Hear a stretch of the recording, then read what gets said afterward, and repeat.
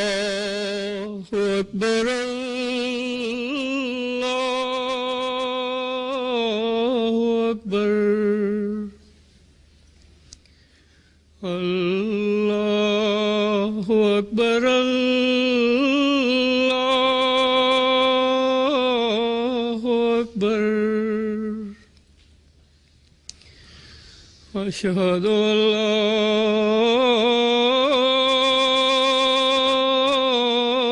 إله إلا الله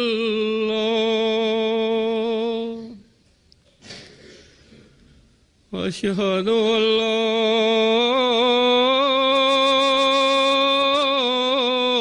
إله إلا الله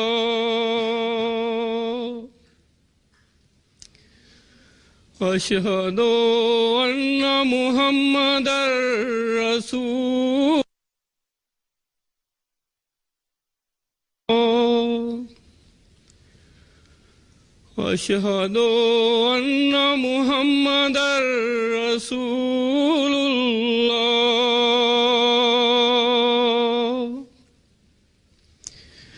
حي على الصلاة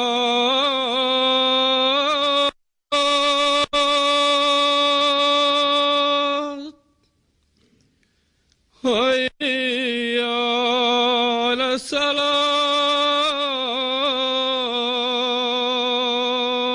الصلاة حي على الفلاح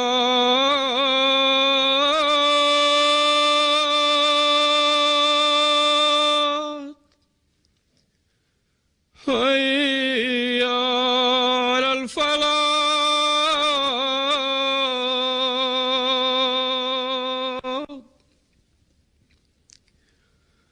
الله أكبر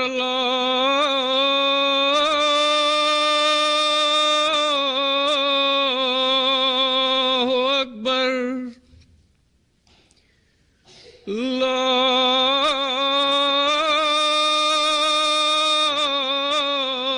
إله إلا الله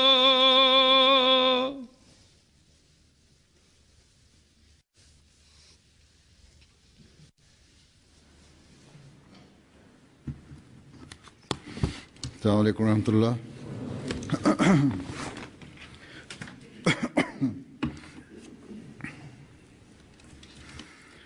أشهد أن لا إله إلا الله وحده لا شريك له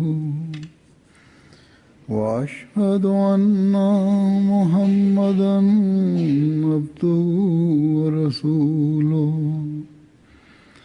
أما بعد فأعوذ بالله من الشيطان الرجيم بسم الله الرحمن الرحيم الحمد لله رب العالمين الرحمن الرحيم مالك يوم الدين إياك نعبد وإياك نستعين اهدنا الصراط المستقيم صراط الذين أنعمت عليهم غير المغضوب عليهم ولا الضالين.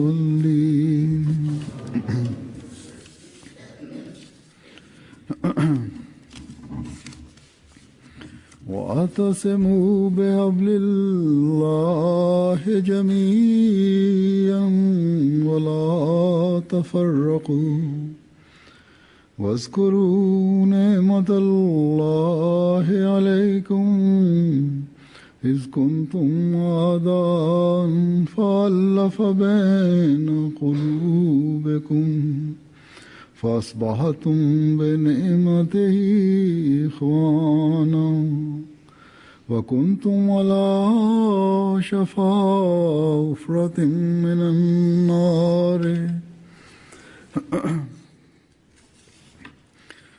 وكنتم على شفا حفرة من النار فأنقذكم منها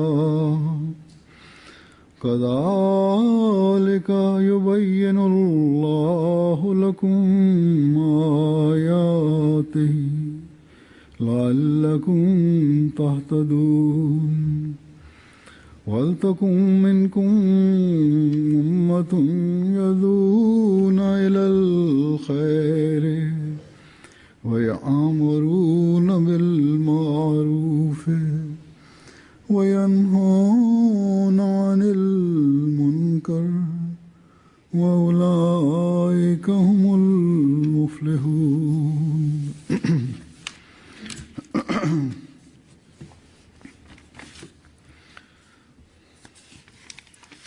ادعو إلى سبيل ربك بالحكمة والموعظة الحسنة ادع إلى سبيل ربك بالحكمة والموعظة الحسنة وجادلهم بالتي هي أحسن إن ربك هو أعلم بمن ضل عن سبيله وهو أعلم بالمهتدين.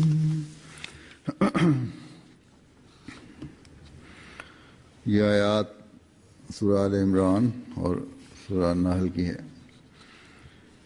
पहली दो आयात सूरह आल इमरान की हैं। Halifa mtukufu ayyadahullahu ta'ala bin Asal Aziz anasema kwamba aya hizi ni kutoka katika sura Al Imran An-Nahl. Aya mbili za kwanza ni kutoka katika sura Al Imran. Maana yake ni hivi kwamba na shikeni kamba ya Mwenyezi Mungu nyote wala msiachane, na kumbukeni neema ya Mwenyezi Mungu iliyo juu yenu mlipokuwa maadui, naye akaziunganisha nyoyo zenu, hivyo kwa neema yake mkawa ndugu, na mlikuwa ukingoni mwa shimo la moto, naye akawaokoeni nalo. Hivyo ndivyo Mwenyezi Mungu anavyokubainishieni aya zake ili mpate kuongoka. Na livepo miongoni mwenu kundi linaloliita kwenye heri na kuamuru kutenda mema na kukataza maovu, na hao ndio watakaostawi. Aya ya sura An-Nahl maana yake ni kwamba uite watu kwenye njia ya Mola wako kwa hekima na mawaidha mema, na ujadiliane nao kwa namna iliyo bora. Hakika Mola wako ndiye humjua sana aliyepotea katika njia yake, naye ndiye awajuae sana waliongoka.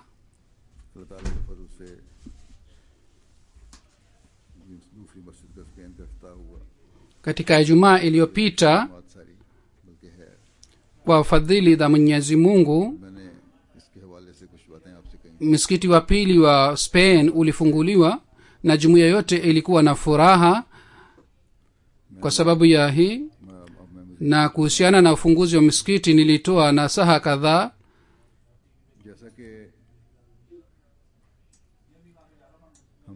Nataka kuwakumbusheni zaidi kuhusu mambo mbalimbali. Kama tunavyoona duniani, na Sayyidina alayhi salatu wassalam pia anasema sasa hivi jumuiya yetu inatakiwa ijenge misikiti. Msikiti ni nyumba ya Mwenyezi Mungu. Kijiji, mji ambapo msikiti wetu umejengwa, basi mjue kwamba msingi wa jumuiya umewekwa pale. Kama kuna kijiji au mji ambapo waislamu ni wachache au labda waislamu hawapo, na kule tunataka islam ipate maendeleo, basi inatakiwa msikiti ujengwe pale. सिलसिला रहेगा, लेकिन शर्त यह है कि क़याम मस्जिद में नियत Bakhla kisha mwenyezi mungu mwenyewe atawavuta waislamu, lakini sharti yake ni kwamba katika ujenzi wa msikiti nia iwe safi kabisa, बरकत देगा। na msikiti ujengwe kwa ajili ya mwenyezi mungu मैं पहले भी कई दफ़ा पेश na usijengwe kwa sababu ya tamaa ya nafsi. ndipo mwenyezi mungu ataweka baraka katika ujenzi wa msikiti ule. hazur anasema nimeshawahi kusoma maandiko haya ya sinama la islam mara kadhaa, lakini mambo yaliyoelezwa katika maandiko haya ni muhimu kiasi hiki kwamba खाना खुदा के लिए kila mwanajumuiya anatakiwa azingatie mara kwa mara katika maisha yake. jambo la kwanza ni kwamba nyumba ya msikiti ni nyumba ya mwenyezi mungu, na kwa ajili ya nyumba ya mwenyezi mungu mambo yanayotakiwa yazingatiwe tunatakiwa tuzingatie. na ikiwa mnayo yakini kwamba mwenyezi mungu yupo, na kwa fadhili za mwenyezi mungu kila mwanajumuiya ana yakini hii na ana imani hii kwamba mwenyezi mungu yupo, kisha baada ya kuwa na imani hii kuheshimu msikiti na kwa ajili ya kuimarisha ile nyumba ya mwenyezi mungu anatakiwa ajitahidi kwa ajili yake hii. बंदों के हकूक अदा करने की तरफ भी ikiwa atakuwa na आपस में hamu ya kuimarisha nyumba ya mwenyezi mungu katika hali hii, pamoja na ibada atazingatia haki za viumbe vyake, na vile vile atazingatia jinsi gani anaweza kukaa kwa upendo. कि सब मिलकर इस मस्जिद में kuhusiana na ujenzi wa msikiti, sinama la salatu wassalam anasema kwamba wanajumuia wanatakiwa kwamba wote pamoja waswali swala kwa jamaa katika msikiti huu. और ये वक्त है amesema katika jumuiya na umoja kuna baraka chungu mzima, na kwa sababu ya mfarakano ihtilafu inapatikana. और अदना अदना बातों को sasa ni wakati kwamba umoja na upendo uimarishwe, na inatakiwa mambo madogo madogo yadharauliwe ambayo yanakuwa sababu ya kuleta mfarakano katika jamii. Ahmadi ने jambo la kwanza kuhusiana na nyumba ya mwenyezi mungu inatakiwa likumbukwe kwamba hii ni nyumba ya mwenyezi mungu. mwanajumuiya yoyote ambaye anaishi katika eneo hili बाजमात इबादत का हक anatakiwa aswali swala kwa jamaa na hivi atimize haki ya msikiti. फरमाया kishi baada ya kuswali swala kwa jamaa बहुत तरक्की देनी चाहिए। aikumbushe kwamba tutaishi kwa upendo na kwa mapenzi, पहले हज़रत मसीह मौद अलैहिस्सलातु na inatakiwa jambo hili imarishwe sana. हज़रत मसीह मौद अलैहिस्सलाम के साथ na saa hii sainama alah salatu wassalam alitoa tangu miaka 108 iliyopita. wakati huo malezi ya masahaba wa sainama alah salatu wassalam yalikuwa yakifanywa siku hadi siku, na उनमें ज़्यादा hali ya uchamungu wao ulikuwa wa hali ya juu na ulikuwa juu sana kuliko hali ya siku hizi. करने वाले वो लोग walikuwa wakizingatia sana swala kwa jamaa, bali waliompokea sainama alah salatu wassalam walikuwa wale watu ambao walikuwa marafiki wa mwenyezi mungu. में मानने वालों के सामने रखकर lakini ni kazi ya nabii kwamba aeleze njia zote za uchamungu, na kwa kueleza कान को खोलकर njia hizi अपने मानने वालों के सामने रख na hali zote za uchamungu awaelekeze wafuasi wake kwenye uchamungu. ndiyo maana sinama alah salam alieleza hali zote za uchamungu na njia zote za uchamungu, na alitoa nasaha kwamba kuna haja sana ya kuzingatia uchamungu. तो आइंदा आने वाले sinama alah salam alisema kwamba wakati huu ni wakati wa mwanzo wa jumuiya. ikiwa hali ya uchamungu haikuboreshwa, watu watakaokuja katika siku za usoni hawatakuwa na mifano mizuri. kwa hivyo kuna haja sana ya kuboresha hali ya uchamungu. hazur anasema kwamba niliwahi kueleza matukio na riwaya ya masahaba wa sainama alah salatu wassalam. bado katika riwaya hizi kiu kimebaki, kwa sababu matukio ya masahaba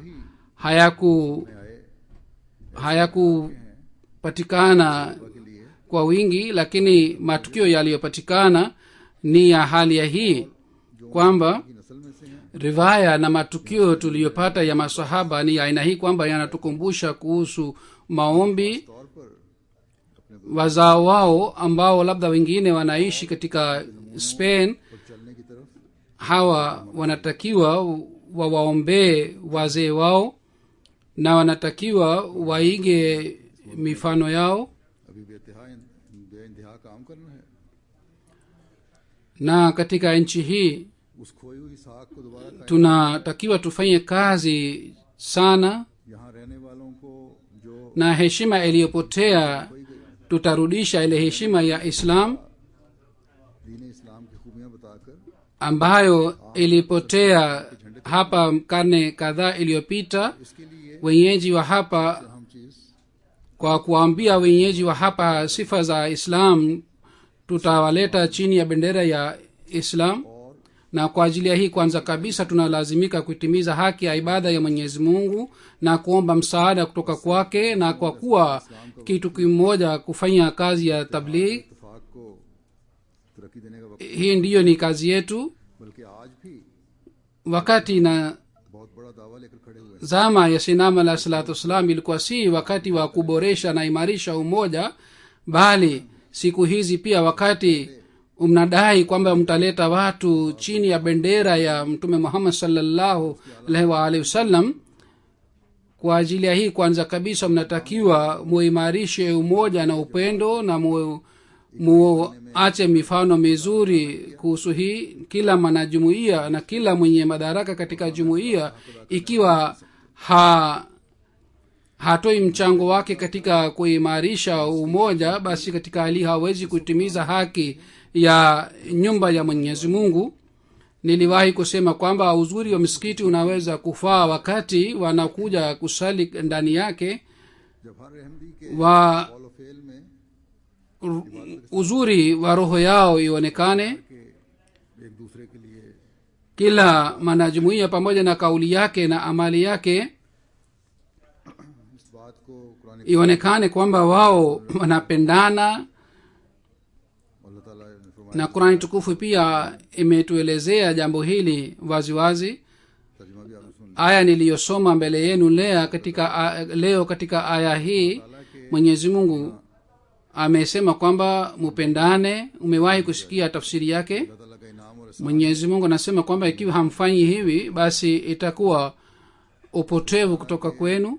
Ni ehsani ya Mwenyezi Mungu kwamba ametufanya kuwa kitu kimoja. हिदायत पर एक सच्चे मोमिन को गौर करना चाहिए।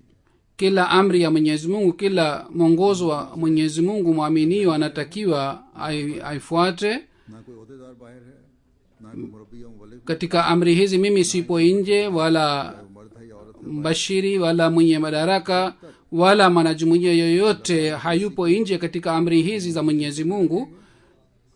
Maadamu tutaendelea kushika kamba ya Mwenyezi Mungu kwa nguvu, maadamu tutakapoendelea kufuata amri na mafundisho ya Qur'ani tukufu, maadamu होने tutakapoendelea kukumbuka ehsani ya Mwenyezi Mungu hii kwamba ametujalia tumejiunga na jumuiya na tumebaki juu ya jumuiya hii, के घर का भी हक अदा katika hali hii tutaweza kutimiza haki ya Mwenyezi Mungu na vile vile tutaweza kutimiza haki ya nyumba ya Mwenyezi Mungu, maadamu Sadiq और जमाने के इमाम की बातों को tutakapoendelea रखेंगे। हम अल्लाह ताला की kushika amri za mtume Muhammad sallallahu alaihi wasallam na amri za और एहसानों का imamu wa zama hii, अदा करने वाले हों। tutaendelea kutimiza haki ya neema ya Mwenyezi Mungu na tutaendelea kushukuru neema zake, मानता है जो maadamu kila mmoja wetu की बातों को anapofanya ahadi ya bayat, yeye ताला के atasikia amri zote za halifa na atajitahidi kufuata amri zote, basi huyu mtu anashukuru neema za Mwenyezi Mungu. आ हजरत सल्लल्लाहु अलैहि वसल्लम Kumbukeni daima kwamba Qur'ani tukufu, खिलाफत अहमदिया ये सब mtume Muhammad sallallahu alaihi wasallam na sinama alayhi salatu wassalam na uhalifa wa jumuiya ni kamba ya Mwenyezi Mungu. अगर एक अहमदी Ikiwa नजरअंदाज करेगा तो वो mwanajumuiya akidharau kifunguo kimoja cha silsila hii, yeye atakuwa miongoni mwa wale ambao wanaelekea kwenye shimo la moto. कि हबलुल्लाह को पकड़ Huzuri anasema kila mwanajumuiya anatakiwa akumbuke jambo hili, kwamba kushika kamba ya Mwenyezi Mungu na kukumbuka neema za Mwenyezi Mungu na kumshukuru Mwenyezi Mungu itakuwa katika hali halisi wakati, प्यार करेगा जब आपस की मोहब्बत na itakuwa katika hali ya kitendo wakati मोहब्बत करने वाले wakati mtapendana na wakati mtawatendea wenzenu kama ni ndugu zenu, और ndipo katika hali hii से बचाए जाने वाले mtakuwa wale waliongoka na wale waliookolewa katika shimo la moto.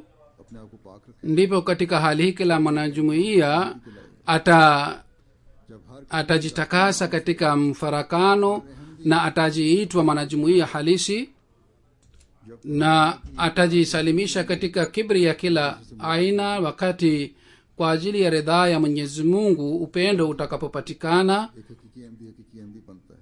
Ndipo katika hali hii mwanajumuiya anaweza kuitwa mwanajumuiya mkweli. Basi wenye bahati nzuri ni wale ambao wanakuwa na fikira za aina hii इस तरह ढालें अपने अमल को na kauli yao inakuwa ya aina hii na amali yao inakuwa ya aina hii, na hali hii itakapopatikana, भी हम basi katika hali hii tunaweza kualika wengine na tunaweza kutangaza kwa sauti ya juu kwamba njooni mtapata nuru ya Mwenyezi Mungu katika jumuiya hii.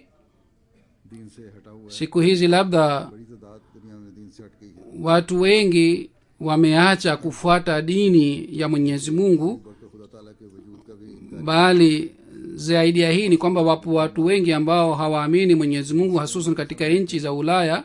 Lakini Spain ni nchi तादाद है ambayo bado hapa kuna watu wengi ambao wanaelekea kwenye dini. Siku mbili iliyopita लोगों के साथ pamoja na wenyeji wa Spain ilikuwa sherehe reception. बैठे हुए थे। Pamoja nami बातों में मुझे ये इजहार mwenyekiti wa bunge la Valencia alikuwa amekaa, था alianza kuzungumza nami na alisema दीन से दूर जा रहे हैं। kwa wasiwasi sana kwamba watu wanaendelea kuwa mbali katika dini. आने की तरफ कोशिश करनी चाहिए। Tunatakiwa tujitahidi kuwaleta hawa watu karibu na dini ya Mwenyezi Mungu. Hazuru anasema watu अभी तक ambao wanakuwa cheo cha aina hii wanakuwa mbali katika dini ya Mwenyezi Mungu, kwa sababu nimewahi kukutana na viongozi kadhaa, lakini huyu mtu ni mtu wa dini na anaelekea kwenye dini. Basi watu wa aina hii pia wana wasiwasi na dini ambayo ni dini halisi. ने वादे तौर पर फरमा Mwenyezi Mungu amesema waziwazi kwamba ni Islam. इसलिए कोई और दीन Kwa hivyo ना तो बंदे को खुदा ताला के करीब dingini yoyote haiwezi kumleta mwanadamu karibu na Mwenyezi Mungu, और ना ही उसमें इतनी सख्त है। wala haina nguvu ya hii. दीन इस्लाम ही है Sasa ni dini tukufu ya Islam tu ambayo inakuwa na nguvu ya kuleta mwanadamu karibu na Mwenyezi Mungu. लोगों की जिम्मेदारी है Lakini wale ambao wamepewa jukumu la kueneza dini tukufu ya Islam na अल्लाह का सिरा पकड़ा दिया। wale ambao Mwenyezi Mungu amewapatia kamba yake kwa kufanya ihsani, hawa ni wanajumuiya. Basi ikiwa kuna tofauti baina ya kauli yetu na amali yetu, na ikiwa kwa sababu ya mambo madogo madogo tukianza kuhitilafiana, ihtilafi ambayo को नुकसान inaweza kupatia hasara umoja wetu जो हमारी na अपने कामों को inaweza लाने और उनके आला नतायज निकालने में रोक बनने वाले हों। kuwa kizuizi katika kutekeleza majukumu yetu na katika kuleta matokeo yake mazuri, basi katika hali hii sisi tutaulizwa na Mwenyezi Mungu. Huzuri anasema kama nilivyoeleza katika hutuba iliyopita kwamba सदियों पहले Spanish maelfu जिनकी बुनियाद इस्लाम थी karne maelfu से हजारों ऐसे ambao walikuwa Waislamu, दाखिल हुए हैं और हो रहे हैं। hawa miongoni mwa hawa wanarudi tena kwenye Islam, lakini hawajui Islam halisi ni nini. कि इस्लाम से ni jukumu letu tuambie islam halisi ni islam gani. Katika europe, nchi za ulaya, wapo wanajumuia chungu mzima ambao ni wenyeji wa kule kwa ajili ya kutafuta utulivu na imani halisi. Walielekea kwenye islam, lakini maulamaa na viongozi wa islamu hawakuelekeza kwenye njia walikuwa wakitafuta au kwenye utulivu walikuwa wakitafuta. Kwa hiyo wakapata hamu ya kufanya utafiti, na kwa sababu ya hii walielekea kwenye jumuiya.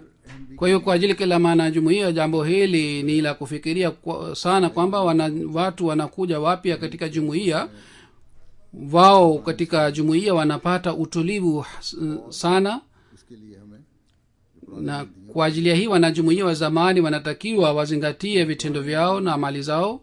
Ikiwa wanajumuiya wa zamani, hususan wanajumuiya wa Pakistan ambao wanaishi katika nje ya Pakistan, ikiwa hawakutimiza jukumu lao, basi katika hali hawa wanajumuiya wanaotafuta haki na kweli wataweza kuwafukuza mbali katika dini, watafanya vitendo vya kuwafukuza mbali katika dini. Kwa hivyo kila mwanajumuiya anatakiwa aelewe jukumu lake ni nini.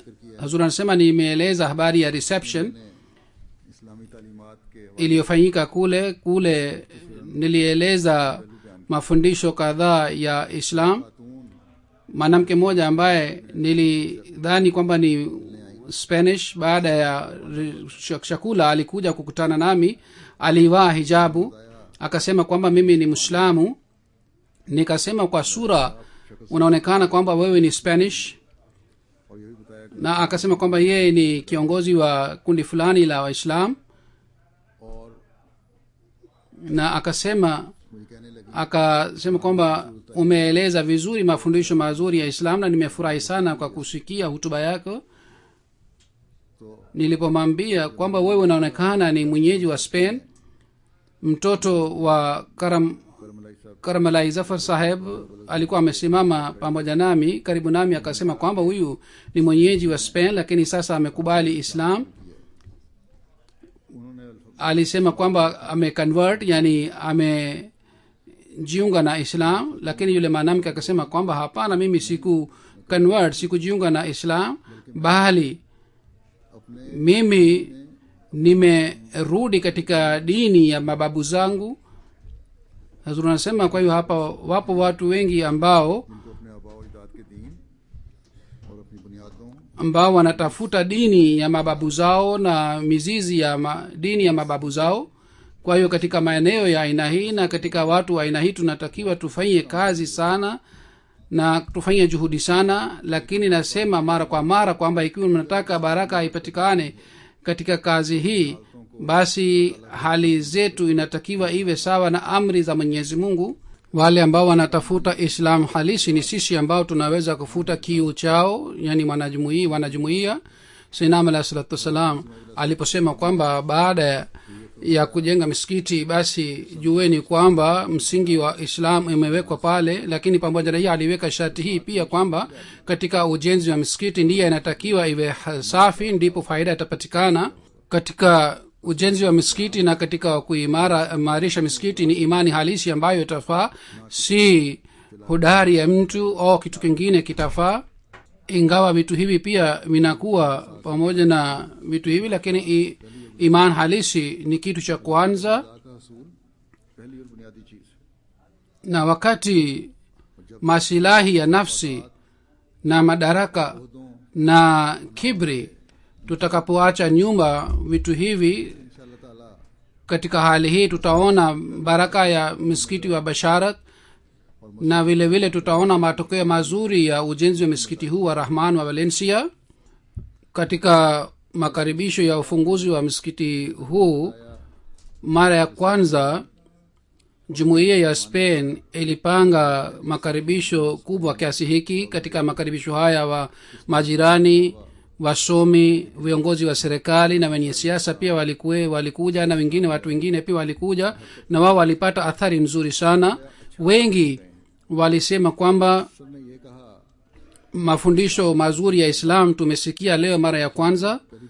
Wengine wakasema kwamba kwa kusikia mafundisho haya wanapata jazba na shauku ya aina fulani, na wengine miongoni mwa hawa ni wale ambao wanamkataa mwenyezi mungu, na wao pia walisema kwamba tumejua sana kuhusu dini. Bali Dr. Mansur sahib alikuwa anasema kwamba rafiki yake moja kwa kusikia hutuba hii alipata shauku sana na jazba sana. आज खुदा ताला की हस्ती पर यकीन Basi siku hizi ikiwa kuna jumuiya yote inayoweza kueleza sifa za islam ni jumuiya ya ahmadia, ambaye ni jumuiya ya wafuasi wa sinam alah salatu wassalam, na wale watu ambao ni katika jumuiya ya ahmadia ni hawa tu ambao wanaweza kueleza sifa hasa nzuri ya mafundisho ya islam. अल्लाह ताला mwenyezi mungu amefanya mipango ya kushika kamba yake. हबलुल्लाह को पकड़ने के सामान किए हुए हैं। mtaona mipango देख लेंगे report hii baadaye kwa kupitia mta, na vile vile mtasoma katika magazeti, na wale walioshiriki reception walitoa maoni yao kuhusu ujenzi wa misikiti. Kama niliyosema kwamba spika wa bunge la Valencia pia alikuwepo, na yeye alienda sehemu fulani, labda alienda Madrid.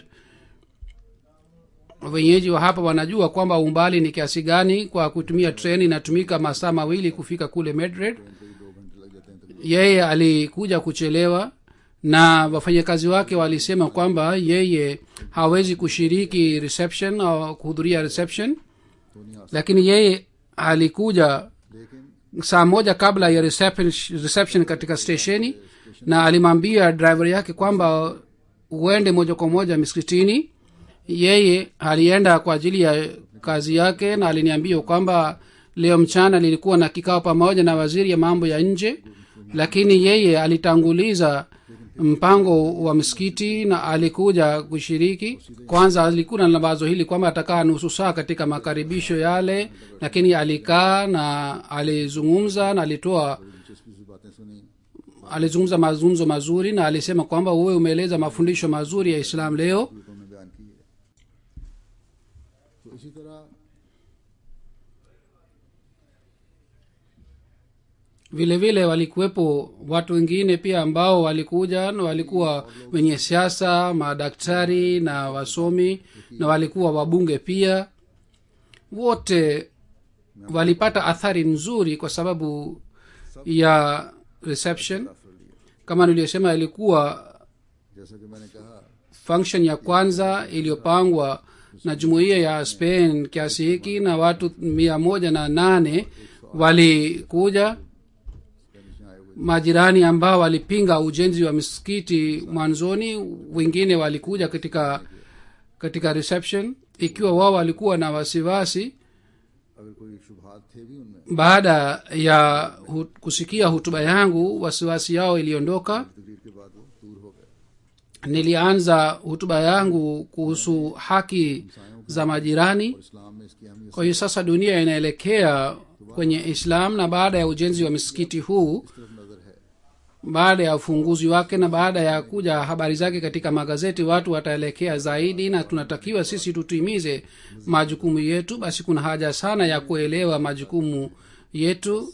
इस Aya 2 za sura Al Imran ilizozisoma mbele yenu, katika aya ya आल Imran kwanza Mwenyezi Mungu ametukumbusha kuhusu umoja, na amesema mubaki katika umoja na mujiepushe katika upotevu, na muendelee kupata baraka za neema za Mwenyezi Mungu. Na katika aya ya pili Mwenyezi Mungu amesema kwamba inatakiwa iwe kundi moja miongoni mwenu litakaloita watu kwenye mwongozo. जो भलाई की तरफ बुलाने वाली है।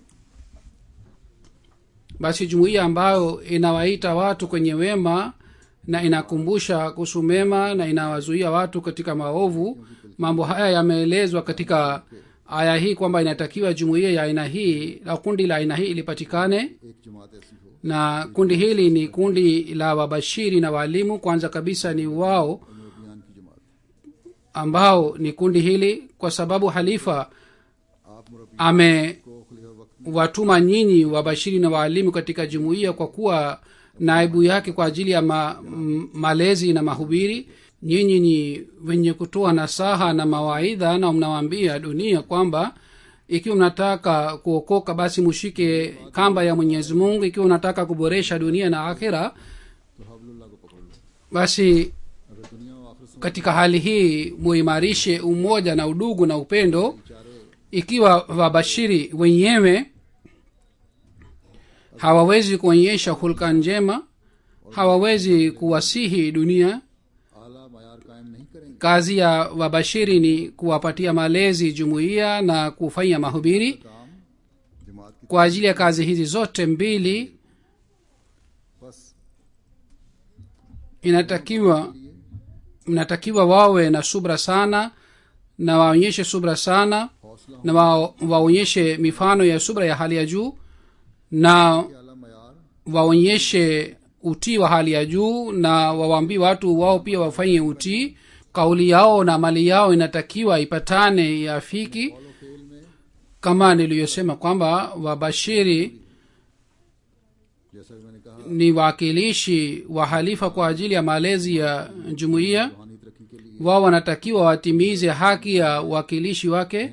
wao watapata hali ngumu wakati mwingine watu na wenye madaraka सख्त हालात watawatendea vibaya na watawasumbua sana, na baadhi wakati labda hawataweza kufuata subra kwa sababu wao ni wanadamu. lakini mara katika hali hii wanatakiwa wafanye maombi na wafanye istighfar na wao wafikirie kwamba kwa ajili ya mwenyezi mungu sisi tumetoa nafsi zetu na maisha yetu ने खुदा ताला की खातिर na tumetoa wakfu maisha yetu kwa ajili ya kuboresha hulka za jumuiya, कि जमात की तरबियत के आला na tutawaleta watu chini ya bendera ya mtume muhammad sallallahu alaihi wa sallam.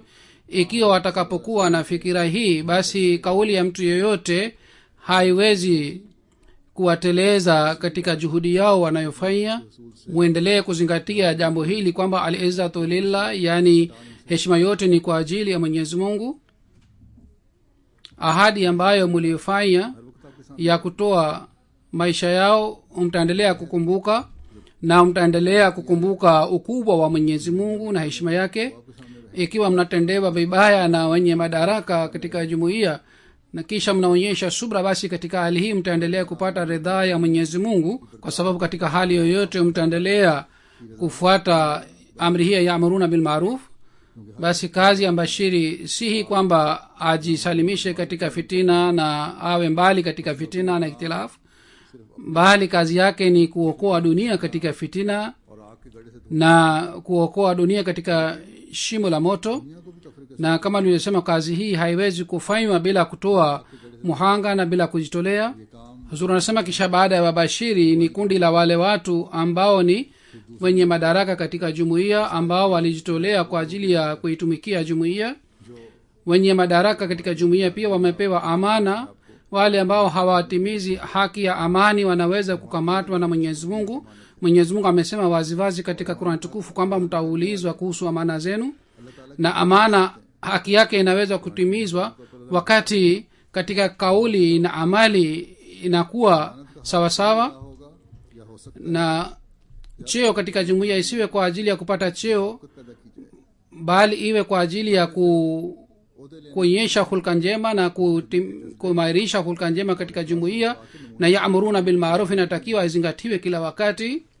wenye madaraka wenyewe तो इरशाद हमेशा पेश नजर हो waonyeshe mifano ya aina hii kwamba watu waweze kuiga ile mifano na waweze kuwa na hulka njema. ikiwa kuna tofauti baina ya kauli na amali, namna gani wanaweza kuwasihi wengine, na wakimsihi mtu yeyote atasema mbele yake kwamba kwanza ujirekebishe na urekebishe ulimi wako, kwanza urekebishe hulka zako, urekebishe kwanza hali ya dini yako, na urekebishe hali yako ya kiroho kwanza, na urekebishe kwanza swala zako, na vile vile ufanye uadilifu katika mambo yako ya dunia pia, na vile vile uboreshe hali ya imani yako हालात में भी इंसाफ कायम करो kwa ajili ya kufikisha ujumbe wa jumuiya. kwanza uwe mwenyewe uwe na hamu na shauku, na hii ni kazi ya kila mwenye madaraka katika jumuiya. दुनिया तक पहुंचाने के लिए wabashiri पहले अपने अंदर पैदा करो ambao ni waakilishi wahalifa kwa ajili ya malezi. kwanza muwaheshimu hawa wabashiri. kwanza kabisa ni jukumu la hawa wabashiri, hawa wenye madaraka, kwamba wao waheshimu wabashiri सबसे बड़ा काम na mujitahidi hali yenu ya kidhahiri na ya kibatini iwe sawa na mafundisho ya islam. ndipo mnaweza kusema kwamba nyinyi miongoni mwa wale ambao wanaamuru mwema na wanazuia katika maovu. kwa hivyo वो कायम करने kila mwenye madaraka katika jumuiya anatakiwa azingatie hali yake, hasusan mahali ambapo kuna rais wa jumuiya, kuna amiri, wao wazingatie jambo hili. pengine wao wanasababisha kuleta fitina na mfarakano katika jumuiya. kwanza kabisa जहाँ जहाँ hawa जमात viongozi wanatakiwa waheshimu wabashiri, yani rais na amiri wa jumuiya, सबसे ज्यादा एहतराम na kwa sababu ya heshima hii wabashiri wao wasione kwamba hii ni haki yao, bali wao wanatakiwa wawe na unyenyekevu zaidi, na wao wazingatie kurekebisha hali yao zaidi. ikiwa katika kila nyanja tukipata hali hii, की तरफ तो mtaona kwamba mambo yote ya jumuiya yatarekebika, na katika uwanja wa mahubiri pia tutaona ushindi mkubwa. इंशाअल्लाह ताला जमात की तरबियत के मसाइल भी umoja huu na upendo huu na maelewano haya yataweka baraka katika kazi zetu zote. Hazur anasema kwamba nieleze hapa pia kwamba wenye madaraka wanatakiwa watendeane vizuri wenyewe kwa wenyewe, कर दूं na jambo hili ni muhimu sana kwa ajili ya kupata baraka katika kazi zao. बहुत अच्छा होना चाहिए, मयारी होना चाहिए, ये भी बहुत जरूरी है। ikiwa mfarakano unapatikana na ikhtilafu inaendelea kuzidi na wanaendelea kuzingatia kibri yao बड़ी रहे na wakiendelea kuacha subra, katika hali hii सवाल पैदा होता चला matokeo yanakuwa mabaya sana. और हौसला halifa wa kwanza raziallahu taala anhu katika tafsiri ya aya hii ameandika tukio moja kwamba kulikuwa mtu mmoja mtajiri sana. खलीफा मसीह अव्वल mtu mmoja alipeleka malalamiko kwake kwamba kuna mwenzako fulani ni mtajiri, yeye amenitukana sana. yule mtajiri alimuita yule mwenzake किसी शख्स ने शिकायत की ambaye aliyemtukana yule mtu maskini. kwa hiyo yule mtu mtajiri alimtukana sana yule mwenzake, na yule aliendelea kusikia kwa makini. baadaye yule mtajiri और उसको alimuuliza kwamba kwa nini ulimtukana huyu mtu maskini. yule mtu mwenzake alikuwa mtajiri akasema kwamba kwanza huyu alinitukana na mimi sikuweza kusubiri, ndiyo maana mimi nilimtukana. kwa kusikia hii yule mtajiri alimwambia mwenzake mtajiri kwamba mimi nilikutukana na uliendelea kusikia kwa kimya, kwa subra. maana yake ni kwamba wewe una subra, na ndiyo maana uliendelea kusikia matukano yangu, इसका मतलब na wewe ulimtukana huyu mtu maskini kwa sababu ya hii tu kwamba yeye alikuwa mdogo kuliko wewe, au wewe ulihisi kwamba yeye ni mdogo kuliko wewe. ikiwa ungeonyesha subra, na uliweza kuonyesha subra kama umeonyesha sasa hivi, kwa sababu mimi nimekujaribu hapa sasa hivi kwamba umeonyesha subra na uliweza kuonyesha subra wakati huo pia. hii ndiyo ni hali ya subra inayotakiwa ionyeshwe, kwamba ikiwa tunafanya subra, tunaonyesha subra mbele ya mtu mkubwa au mbele ya mtu mwenye nguvu, basi tunatakiwa tuonyeshe subra mbele ya ambaye ni maskini au ni chini yetu. ndiyo tunaweza kufuta fitina katika jamii. sisi tunaeleza mafundisho mazuri mbele ya dunia, lakini wakati unapokuja wengi wenu hawafanyi subra na hawaonyeshi subra.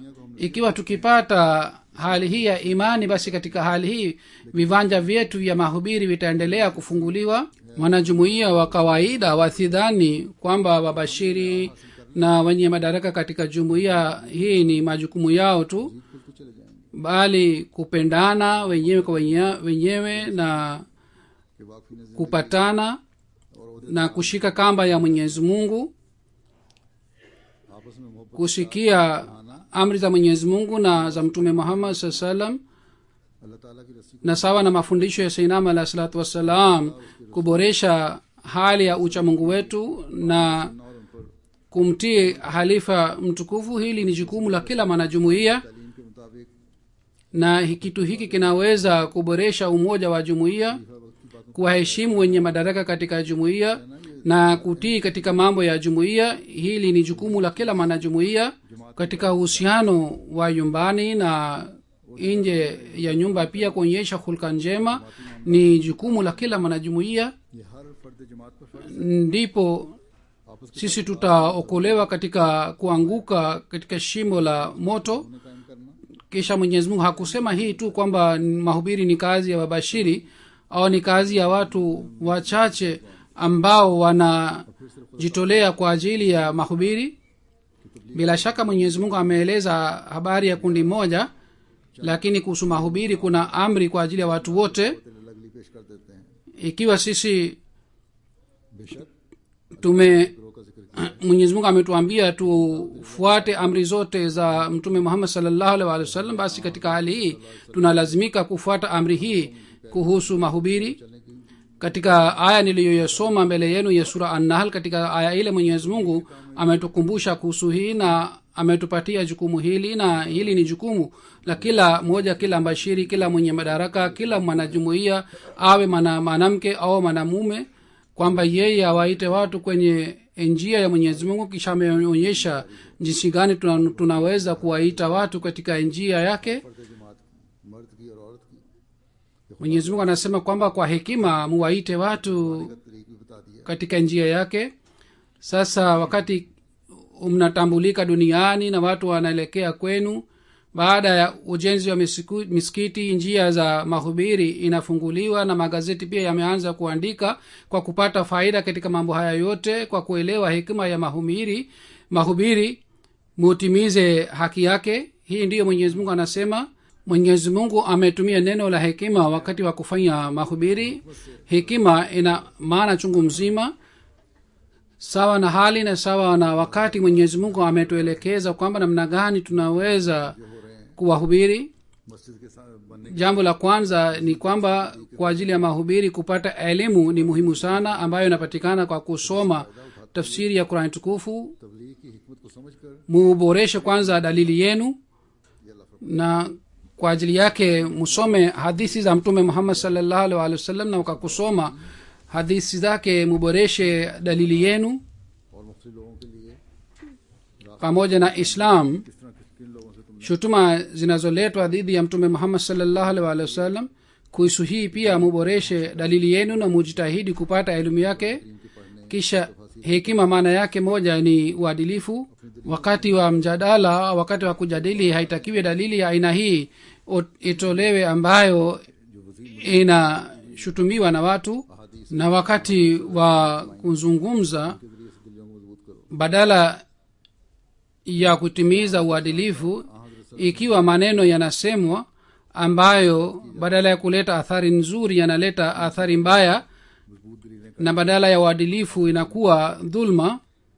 फिर हिकमत के मानी Katika wasikuwa na jumuiya tunaona kwamba wao wanaposhindwa katika elimu wanaanza kudhulumu, wanaanza kutukana, एतराज पर मबनी हो na wao katika hali badala ya kueleza hekima ya Qur'an tukufu inaeleza uchafu wao. एक मुसलमान से इंसान Sayyidina alayhi salatu wassalam बाद ऐसे ametusihi हो जाए kwamba katika kauli yetu yoyote wakati wa mahubiri isionekane kitu ambacho ni kinyume na uadilifu हम देखते हैं au ni dhulma. हाँ, इल्मी लिहाज से Basi kwa ajili ya mahubiri kusoma vitabu vya Sayyidina alayhi salatu wassalam pia ni muhimu, हैं कि वो खुदा के कलाम na hii si itasaidia katika mahubiri, bali katika malezi ya manajumuiya pia itafanya kazi kubwa sana. अपने इन Vile vile hekima maana yake ni upole pia, na ndani yake subra pia inapatikana katika mahubiri. Subra na upole ni muhimu sana. और जुल्म का Wanajumuiya wapya wengi hasusan wao wanauliza kwamba namna gani tunaweza kuwahubiri jamaa zetu, इस्लाम kwa sababu wengine wanakuwa na shauku sana kwamba jamaa zao wakubali. Ni hali yao inaonekana kwa hali yao, तरबियत में भी एक किरदार अदा na ikiwa hawa wanapowaambia wenzao kuhusu jumuiya, badala ya kusikia wanapata hasira sana na wanatumia maneno makali. Katika hali hii mwanajumuiya anatakiwa afanye subra na atumie akili na hekima, na jambo hili ni muhimu sana. बाज करीबियों के लिए उनके दिल में बड़ा ni wengi ambao kwa sababu ya kutumia upole mioyo yao inalainika. Watu wengi wanaandika matukio yao वो अपने अजीजों को अहमद के बारे में kwamba बताते हैं hali yetu ilikuwa ya aina hii kwamba tulikuwa karibu kuacha subra, lakini tuliendelea kuonyesha subra, na subra yetu ilileta faida na matunda, na jamaa yetu fulani amefanya bayet na amejiunga na jumuiya.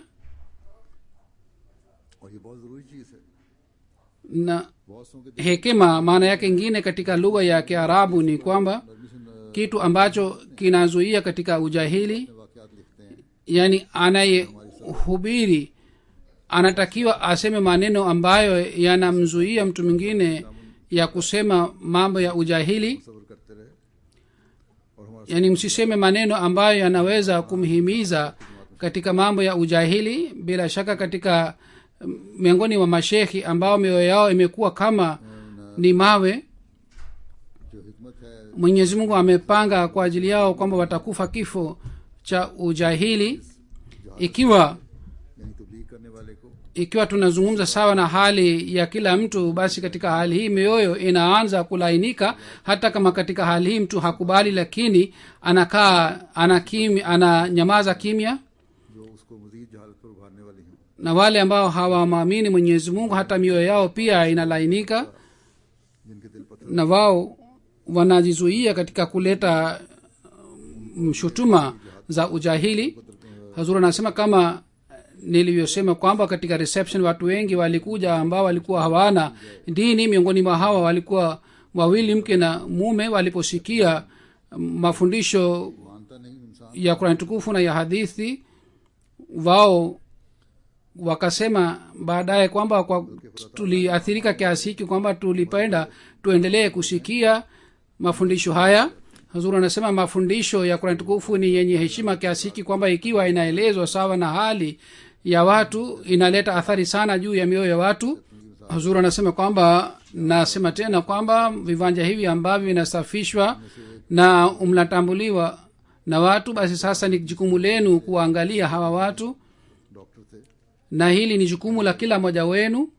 Kisha hekima inatutaka kwamba सुनते चले जाएं tusiseme uongo, bali kila wakati tuseme kweli. तालीम तो ऐसी पुरखमत तालीम है कि अगर माहौल के मुताबिक Bali Islam पेश की जाए ni Islam safi na kweli kiasi hiki kwamba haina haja ya kusema maneno yasiyo na sawa, yasiyo na kweli. Sisi hatusemi kama maulamaa wanasema kwamba ikiwa kwa ajili ya masilahi fulani tunalazimika kusema uongo, basi tuseme uongo. फिर हिकमत Hazur anasema पैदा करती है hekima hii ni aina gani ambamo uongo umechanganywa. इस्लाम ने तो Na ikiwa hekima inaondolewa, basi kule ufisadi unapatikana. Hii ndiyo ni hali ambayo inapatikana katika nchi ya Pakistan. Na fitina inapopatikana, basi kule Islam haiwezi kubaki. Basi mafundisho safi ya Islam, ikiwa kuna mtu anayeweza kusambaza na kueleza, basi yeye ni mwanajumuiya tu ambaye kila kauli yake ni juu ya ukweli na juu ya uadilifu.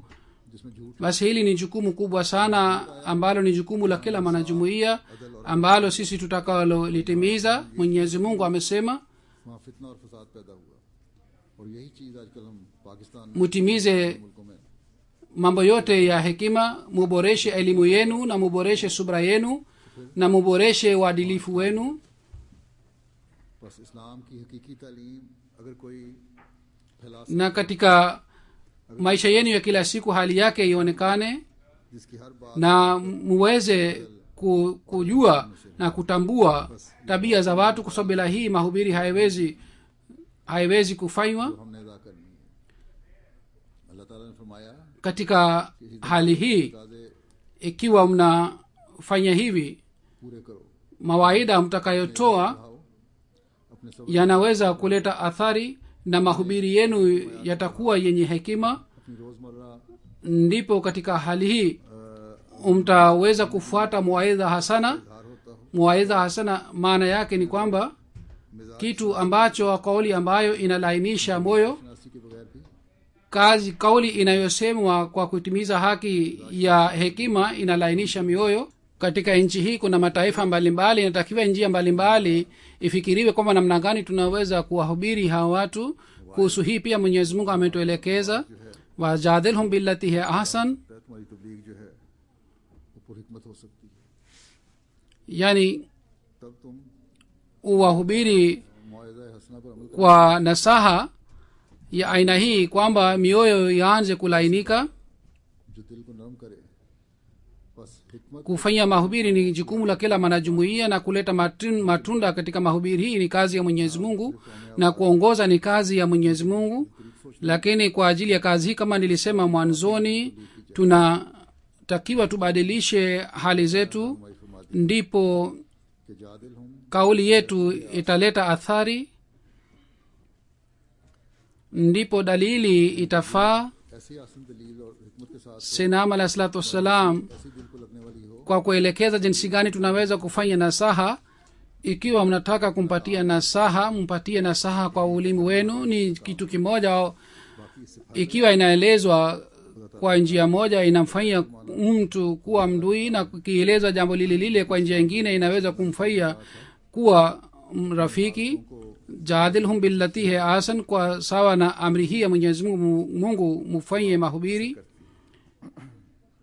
na jambo hili ni hekima, kwa kuzungumza kwa hekima. Wakati sisi tunapozungumza wenyewe kwa wenyewe na katika mahubiri pia कि जैसे pia जिसे hekima itumiwe. उसे जुबान से करो, mwenyezi mungu amefungua njia za mahubiri. राय में अदा करने से एक शख्स को दुश्मन Kupata faida katika njia hizi राय में दोस्त बना देती है। ni kazi ya kila mwanajumuiya, हम बिल्लती है आस na के मवाफिक ku अपना अमल दरामद kushuka katika njia huu ya uwanja wa mahubiri ni jukumu la wanajumuiya. Wafanye kazi hii kwa kuwa mmoja. Magazeti yameshatoa habari kwamba bendera ya islamu ishawekwa, na halifa amesema kwamba waislamu waliofukuzwa katika nchi hii, sisi tutawaleta tena waislamu hawa, lakini sisi hatuwezi kupata malengo yetu kwa sababu ya habari hizi. Habari za aina hizi zilitolewa wakati wa halifa wa 4, wakati misikiti wa basharat ilipofunguliwa. Lakini chunguzeni kwamba katika miaka 30 iliyopita kwamba tumepata nini. कि किस हद तक इसको बजा Mataifa yanayopata maendeleo hayafurahi kwa sababu ya habari ya magazeti. Mataifa yanayopata malengo, खलीफा ने कहा कि 17 wao मुसलमानों को यहाँ से निकाला गया था, अब kwa sababu आना है। ya hutuba za wageni hawafurahi, bali wao wanajichunguza na wanaandaa mipango mpya, na kwa shauku mpya हवाले से भी अखबारों ने wanatimiza majukumu yao na wanatenda sawa na mipango yao, na hawakai kwa utulivu mpaka wapate malengo yao. हमने कुछ हासिल Mambo madogo madogo hayana thamani kwao. Hawafanyi utafiti kwamba amir jamaat au sadr jamaat amesema nini kuhusu mimi, bali watu ambao wanapeleka habari za aina hii, मेहमानों के watu wanaopata maendeleo wanawaambia kwamba sisi hatujali mambo haya madogo madogo unayoeleza mbele yangu. Mimi आपस में एक इकाई बनकर नए अज़्म के साथ अपने प्रोग्रामों को अमली जामा पहनाती हैं। nimeahadi imamu wa zama hii kwamba nitatanguliza dini juu ya dunia. छोटी छोटी बातें उनकी नज़र में Kwa hiyo mimi nikianza kuzingatia mambo ninayosema, nitaacha malengo yangu. जमात ने सदर जमात ने मेरे मुतल्लिक़ क्या बात की थी, बल्कि ऐसी Kwa ajili ya kuleta wenzangu chini ya bendera ya mtume Muhammad sallallahu alaihi wasallam, mambo inayoeleza yanaweza kunizuia कोई हैसियत नहीं है। na mfarakano utaonekana, na mimi katika hali nitaharibu dunia na akhira yangu. Ikiwa unanihurumia na ikiwa unahurumia jumuiya, basi usiniletee mambo ya aina hii na usinielezee habari za aina hii. Hata ukisikia kitu chochote kuhusu mtu yeyote usimwambie, kwa sababu hii ni kumsengenya. और मैं अपने मकसद को भूल जाऊँ। Ikiwa kila mwanajumuia, kila mbashiri na kila mwenye daraka atakuwa na fikira ya aina hii, basi katika hali hii njia za mapinduzi zitaendelea kufunguliwa. basi kila mmoja aamue, awe mzee, mtoto au kina mama, kwamba mimi kwa ajili ya heshima ya islam nitafuta mfarakano wa kila aina na nitangoa mzizi ya ihtilafu ya kila aina. Mwenyezi Mungu atuwezeshe sisi sote. Hazur anasema katika Ijumaa iliyopita nilieleza kuhusu watu wanaweza kusali swala katika msikiti huu. Katika ukumbi wa misikiti watu takriban 600 wanaweza kusali swala. Mwenyezi Mungu aufanye misama. Kuna ndugu yetu moja mwanajumuiya wa Nawabsha, siku 2 iliyopita yeye alikuwa anarudi katika ofisi yake. Yeye ni wakili. Maadui walimpiga risasi njiani na alijeruhiwa. Yupo katika hali mbaya katika hospitali ya Karachi, ambapo madaktari wanasema katika siku zijazo ataangalia hali yake ikoje. Ikiwa akibaki hai, basi tutasema kwamba yupo nje ya hatari. Fanyeni maombi kwamba Mwenyezi Mungu amjalie afya njema. Amin.